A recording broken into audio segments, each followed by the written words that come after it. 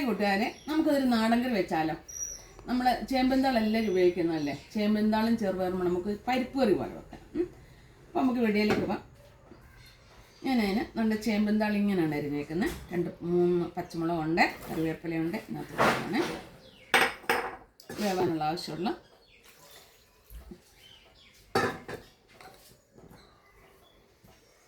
ഇതിലേക്ക് ലേശം മഞ്ഞൾപ്പൊടി,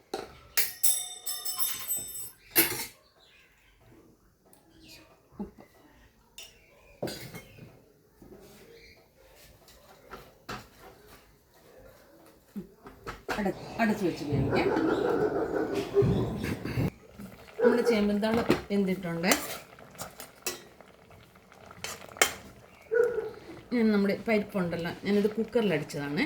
പരിപ്പ് ഇങ്ങോട്ട് ഒഴിക്കുകയാണ്. ഞാൻ പരിപ്പെന്ന് പറഞ്ഞതേ നമ്മുടെ ചെറുപയറുണ്ടല്ലോ, ചെറുപയറും ഞാൻ കുക്കറിലടിച്ചേ. ഇത് തേങ്ങയും ചുമന്നുള്ളിയും കൂടെ അരച്ചതാണ്. പണ്ട് നമ്മുടെ അമ്മമാരൊക്കെ ഇങ്ങനെയൊക്കെയല്ലേ ചെയ്യുന്നത്. ജീരകപ്പൊടി,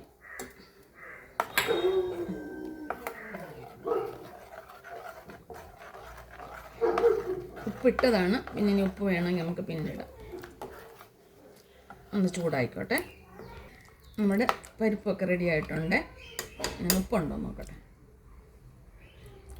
ഉപ്പുണ്ട്. നമുക്കിനി കടുക് വറുക്കാം. തവ വെച്ചിട്ടുണ്ട്. എണ്ണ ഒഴിക്കുകയാണ്.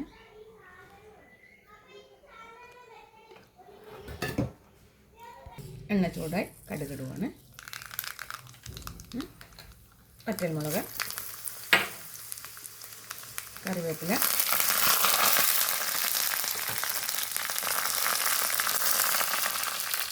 ലേശം മഞ്ഞൾപ്പൊടി,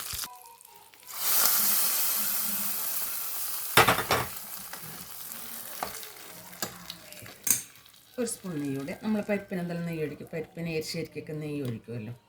ഒരു ലേശം നെയ്യ്. സൂപ്പർ കറിയാണ് കേട്ടോ, നല്ല കറിയാണ്. അപ്പം ഈ കറി നിങ്ങൾക്ക് ഇഷ്ടപ്പെട്ടാലേ ലൈക്ക് ചെയ്യാൻ, ഫോളോ ചെയ്യാൻ, ഷെയർ ചെയ്യാൻ, കമൻറ്റ് ഇടണേ. കൊള്ളാവോ കൊള്ളത്തില്ലയോ എന്നുള്ള കമൻറ്റ് വേണം. അപ്പം എല്ലാവരും ഒന്ന് സപ്പോർട്ട് ചെയ്യുക.